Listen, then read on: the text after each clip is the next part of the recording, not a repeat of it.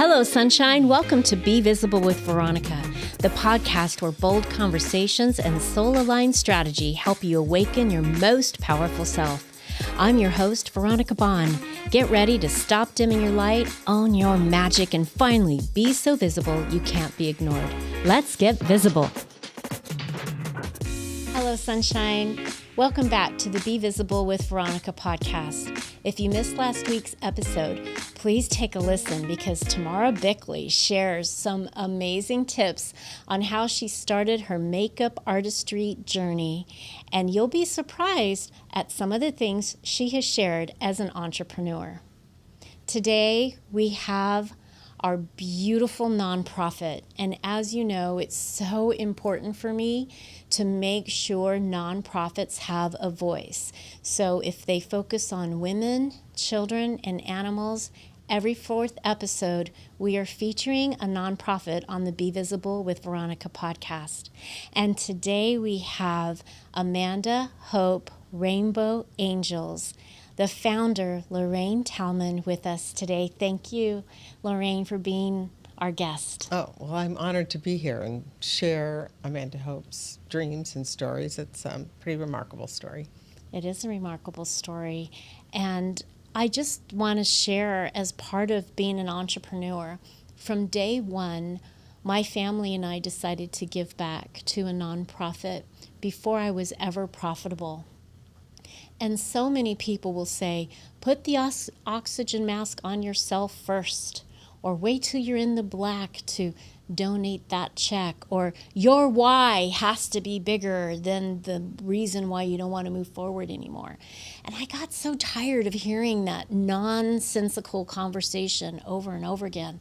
I thought, if I had a cause, a reason to donate every month, I will pick up that phone again. I will make that next connection call. I will make that next sale, because if you're an entrepreneur, you are selling something. It just is what it is.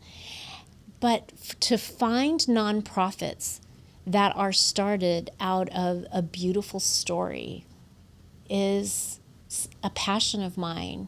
And we were fortunate enough to meet through Christy Lee and eWomen Network.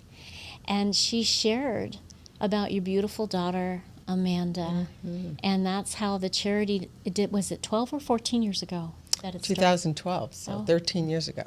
So why don't you share with our viewers and our listeners all about Amanda and this beautiful nonprofit? Well, Amanda was an inspiration. I often say I gave birth to an angel, and she was here to teach me a lot of lessons. And after she had made a difference in this world, she went back home. And, it's really that see a need, fill a need. There's always that little niche. And it doesn't always have to be money. Mm-hmm. It can be encouragement. It can be time. It can, it's all the little things that add up. So, Amanda didn't have anything, but she would go to the other children that were fighting cancer. She'd always said big hugs, and and she'd make little cards. And if she saw, there was this one teenage girl that was always on the freeway, looking to eat, and we'd finish her chemo treatment, and we'd be getting off the freeway, and she would not eat her lunch, and she'd say, "Stop the car, Mommy," and she'd want to feed. And, or if we were going into the grocery store, if there was a homeless person, Mommy, just buy something for them. Like, she just had a heart and soul to see the little needs. And then as we went through her journey, which was very difficult. She was diagnosed with leukemia at the age of 9. Oh, my gosh. And we spent a lot of time in the hospital, and it was just difficult. I had to stop working. It was just my husband. We had 3 daughters. The whole disruption and then devastation. So you're grieving the moment you hear that word cancer, and then you're fighting with medical bills. When you leave your job, of course, you still have a home that you had 2 incomes to supply, your cars. And so your other children have dance lessons or go to volleyball games. And, it's all this things that go on with life that you don't even think about because you're kind of like on cruise control. Right. But then one day it all ends. And so it was a horrible time. The first, it was just, some days we didn't know if she was going to make it through the day. And then, we'd have surgery. And then she would have surgery and wake up and it would be noon and she'd go, Mama, I think the playroom opens at 2:30. We need to go check on my friends. And I'd be like, no way. Oh, what a okay, sweet girl. Gosh. Yeah. So, and then, she was also a fighter. So if things weren't, going the way that she wanted him to go, you had to know her name. You don't walk into a room and think that you're going to give her, a shot or anything and not know her name. Like she was like, people would come into the room and go, this child presents as, and she'd go, my name's Amanda and I like soccer. And like, don't call me a disease. Wow. So she had a lot of personal boundaries. And wise soul at such a young age. My gosh, to know that, there's women our age who don't know that yet. Yeah. or don't say to a doctor, call me by my name and here's who I am. Yeah. Know me. Know me. Yeah, it was very important to her. And so we went through the 3 years of leukemia. It was very difficult, a lot of financial duress in our family. And my other two daughters, you can't do dance lessons every month when you don't have two income. There was just a lot of things that also... Sacrifices that her sisters had to make in order for her to go through all the treatment, and that I was living in the hospital most of the time. So then my other two daughters were losing their mom. Like they'd come home from school and, and I would not be there, not just for a couple of hours. I would not be there for weeks at a time. So all of that was mentally hard on the entire family. So you took this extremely difficult situation and you found a way to reset somehow, some way. I love Amanda's story, and your T-shirt's beautiful. This is Amanda. There she is. Fight like a kid. I love that with the gloves on. She's ready to fight. Oh, my gosh. Fight the battle. Tell me how the nonprofit started and about Comfy Cozies. So we have this amazing adaptive apparel that, for your audience that don't know, Amanda relapsed and had a brain tumor the second fight, and she was 12. And, as a 12-year-old young girl, she did not like being in a chemo room where anyone could just lift her shirt, to access her portable. There's no modesty. There's no modesty. There's none. And so, but for a young girl, that was awful. And on top of everything else that she was going, now she has that. Well, you're in a chemo room. Somebody's grandfather or uncle or like all these people are in a room, and no child wants to expose themselves. I mean, it's all about dignity, respect. Basic decency. So that's where the Comfy Cozies for Chemo came about. So in 2012, she had a dream about this apparel where it had zippers down the sides and slits down the side for their feeding tubes, pockets on the inside for whenever they weren't hooked up to the pole, but they still had lines coming out of their body. They could tuck them in the pocket. Oh, my gosh. And we have like 60 designs. They have ruffles and tie-dye and hoodies and yin and yang. Did you make it for her to start with? Were you sewing them for her? No, we were just in the design dreaming stage, and she was always like, Mom, why can't we have a T-shirt with peekaboo compartments? Oh. And then she would hear her other friends where their parents lost their house or couldn't afford groceries or, deep financial issues. And so she would say, Mama, it's not fair that someone could lose their home because their child's fighting for it. It's not fair, and so, some of her friends died, and we had to work through all of that. So when she was working through the Comfy Cozies for Chemo apparel line, she was like, wouldn't it be nice if we could create special days for kids? Wouldn't it be nice if we could pay their bills? And wouldn't it be nice? And so Oh my gosh. in that 9 months she fought the brain tumor is when Amanda Hope Rainbow Angels was birthed, because these were her bucket lists. Like if I had superhero powers, I would do this. If I had a superhero power. Now look at her Now she has superhero powers coming to fruition now. I mean, she has it. She did it. She did it. And so our apparel, which we now sell to adults, so all children get them free. But children all around the world get Amanda Hope's Comfy Cozies for Chemo for free. And they just go online, and we work very closely with all the pediatric hospitals, and they all have a special code, and they can just go in and get them free. And we recently just shipped to Thailand, and Lorraine. Yeah, wow. all over the world. So that's Amanda's legacy living on, is that we are able. And then there's beautiful people that go, you know what, I want to buy a Comfy Cozy for a child that's fighting cancer. So people will just go on our website and say, here's $50 and I want to sponsor a child. And some families will say, I live in, Ohio, so I want to sponsor cancer children in Ohio. I live in, wow.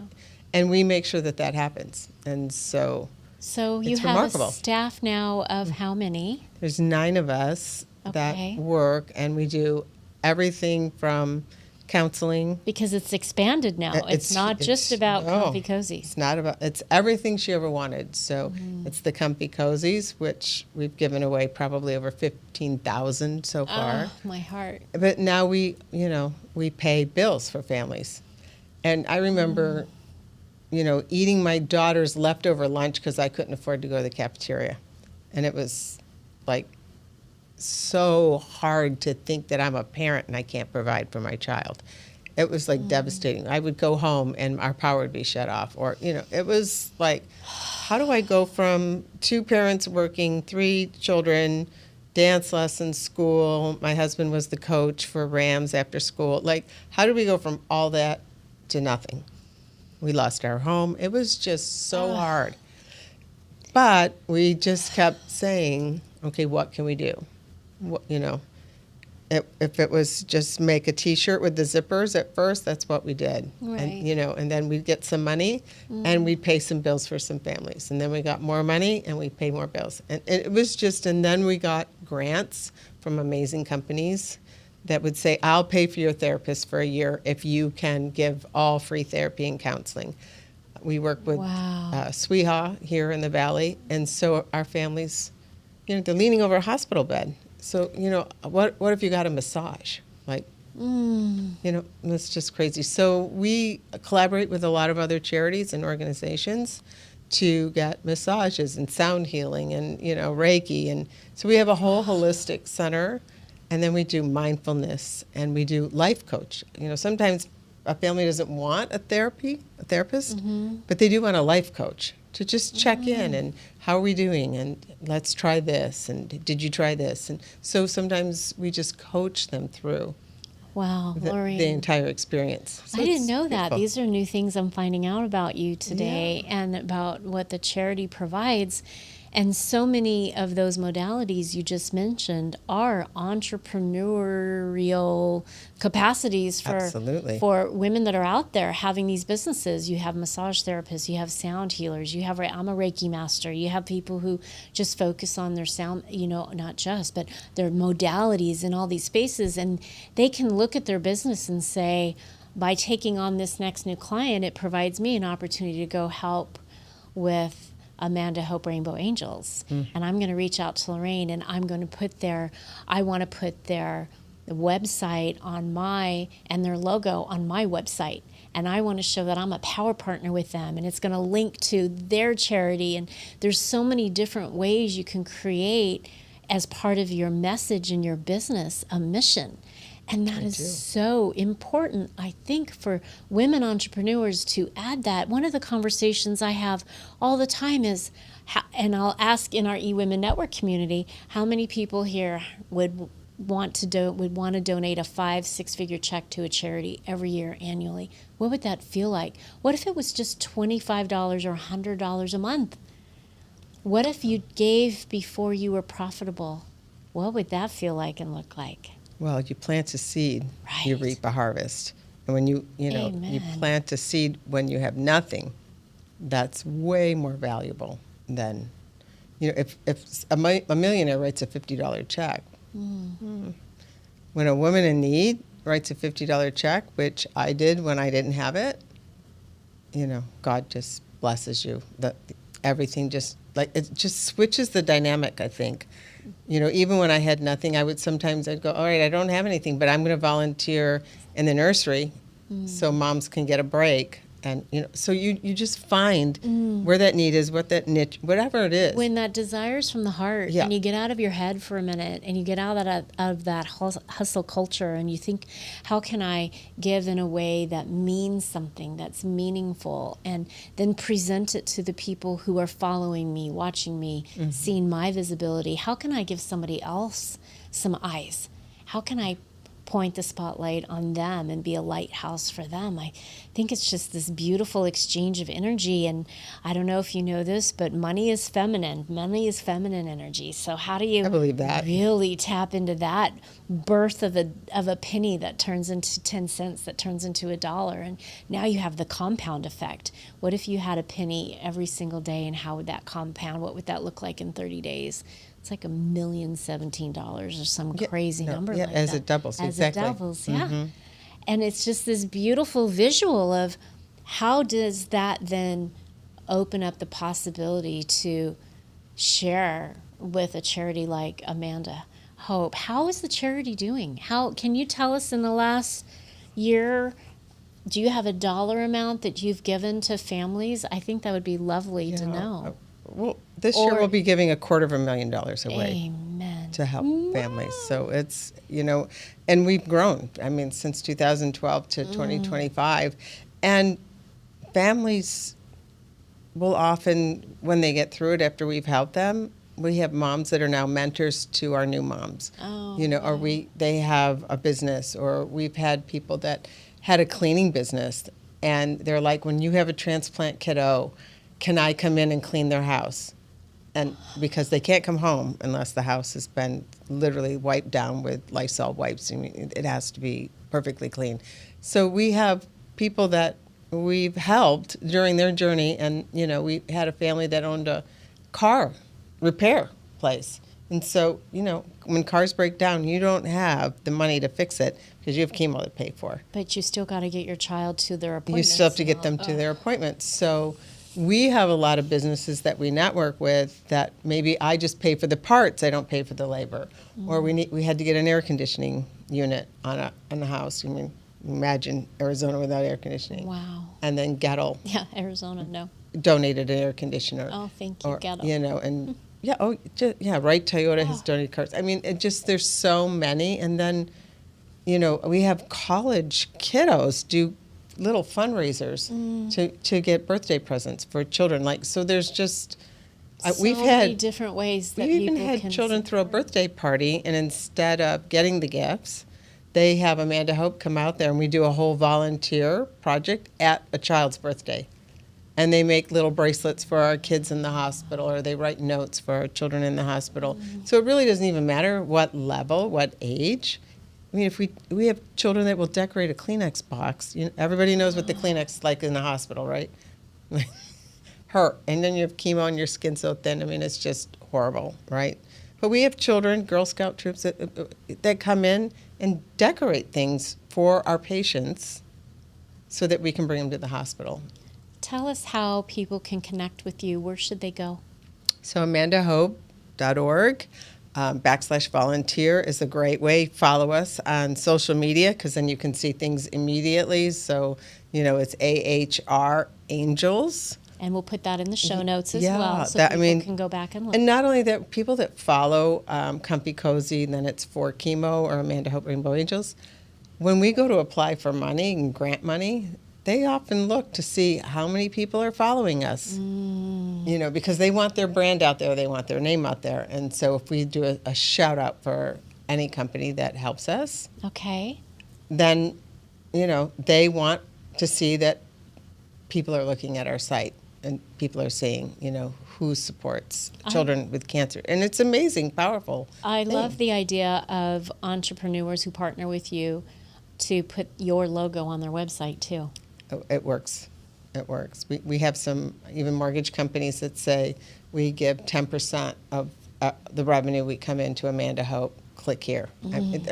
And we actually have the buttons we can put on people's websites. So tell me, if you had a magic wand by the end of the year, what would be the one big wish, dream in the next 6 months for Amanda Hope? If you had a magic wand and you could design what that looked like for you, what is that? Well, we're busting out of our we have a 105-year-old home that we've converted into a care center, but we're busting out. So if I could wave a golden wand, it would be to partner with the church or buy, schools are no longer, schools are closing down. Like if I can purchase something like that where we have an acre of green grass where we can do grounding work and play with the children. They're fragile. They can't go to a regular playground because if somebody there's sick, that could literally kill one of our children because we don't have enough white blood cells in our body to fight even a common cold. So we want to build our own play center with a lot of green grass so our children can just come and play and be normal. They really do just want to be normal. So if we can create that space where parents could go get a massage, children could run and play, they could learn mindfulness, they can learn some tapping, to help them with anxiety. We work with teens with video games, and we can force them out of a plane, right? And video game, and the teen will go, like fear. But then we have the open door to go, was that fear? Was that anxiety? Was that, we literally, most children don't have the vocabulary for adjectives on feelings. They don't know the difference between angry, frustrated, disappointed. They don't know. So we teach them, we train them, and sometimes even through video games. When they get frustrated, are you frustrated or are you just angry? We literally teach them the meaning of a feeling and then teach them how to tap or breathe to get through it. So when they're fearful in a chemo treatment and they're scared they're going to die, they can self-center themselves and go, okay, take a deep breath, or butterfly tapping, whatever it is that we're coaching them to teach them that talent. It gets them through literally the fear of dying, because they can recenter themselves and go, no, I'm going to be okay. I'm not going to die. This pain will go away. And we literally teach them how to talk to themselves. Because, a lot of times that anxiety comes in the middle of the night and nobody's, really there. Right. The nurses are in the hallway, but... Or their parents asleep or have left to go home for another child. Yeah. So how wonderful to teach them how to self-soothe themselves. I've never heard that. That's amazing. So we do a lot of mindfulness training. Yeah. I wish that for you. I know it's going to happen. Somebody's going to listen and say, I've got the space for Lorraine, and I want to help support their vision and create a bigger opportunity for them to continue to give back and share. If Amanda could sit right here and speak with us today on this podcast episode, what do you think she would want to share? Well, the first thing she would share is everybody needs a big hug, because that was just her. She'd go, big hugs, Mama. But even, at 12, she was making a difference. It's just, for her, she could see a need immediately and think, what can I do to make that person smile? What can I do to make that difference? Whether it's me stopping the car on the 51 or, making sure right out of surgery you went to her play area to see her friends. Yes, so important. Oh. So, it really is about, I think, just be kind, make someone smile. Be a good human. And be, and, I say this to our young people, feelings, they lie and they change tomorrow. So before we really just blurt out that feeling, how about if we just take a deep breath? Is this really important right now? 5 months from now, we're going to remember this 5 years from, just take a deep breath and go, do I really need to say that? Is it that relevant? Is it going to change anything, or is it going to hurt? Just take a deep breath. Even when we work with families like holidays, you walk in and somebody rolls their eyes and you're like, they weren't even rolling your eyes at you, but you have that muscle memory of like, oh, how dare they, Those triggers that we have. And, just go, that's my trigger. Who has the power to push your buttons?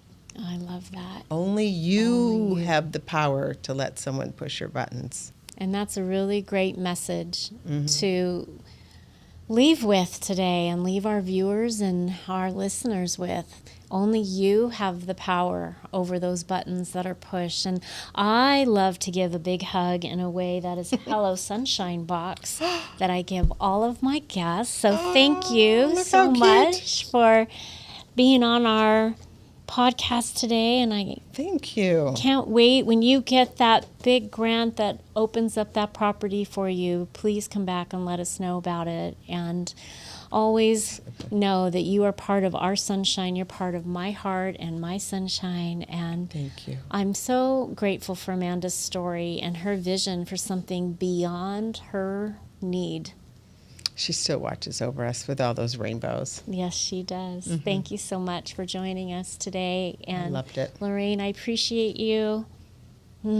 Just let's breathe that in, right? Gratitude. Gratitude. So stay tuned next week for our episode with Dr. Brenda Combs, who is a callback episode on demand. She has been asked to come back because so many people wanted to hear more of her story. And thank you again, Lorraine. And we appreciate you and all that you're doing for the children of the world and for the families going through really hard times. You have to care for the whole family. Yes, you do. Bye for now. Thanks for tuning in to Be Visible with Veronica. If today's episode sparked something in you, share it, tag me, and pass it on. Your presence has power, and the world is better when you let it be seen. Don't forget to subscribe, leave a review, and keep showing up as the unstoppable force you were born to be. I'll see you next time.